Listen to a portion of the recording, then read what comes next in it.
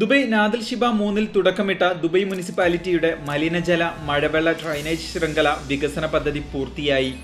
27.7 കോടി ദിർഹം ചിലവിട്ടാണ് പദ്ധതി പൂർത്തീകരിച്ചത്. 340 ഏക്കറിലായി വ്യാപിച്ചു കിടക്കുന്നതാണ് പദ്ധതി. ഏകദേശം 24 കിലോമീറ്റർ നീളത്തിലാണ് ഓവുചാൽ ശൃംഖല നിർമ്മിച്ചിരിക്കുന്നത്.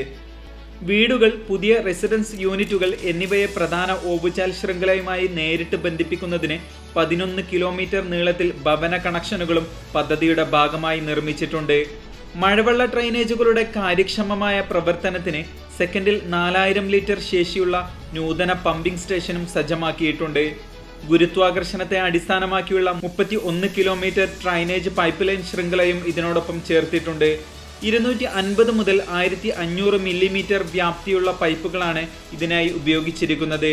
അതിശക്തമായ മഴക്കാലത്തും ഓവുചാലുകളുടെ കാര്യക്ഷമത നിലനിർത്തുകയും വെള്ളപ്പൊക്ക അപകട സാധ്യതകൾ തടയാനും പദ്ധതി സഹായിക്കും.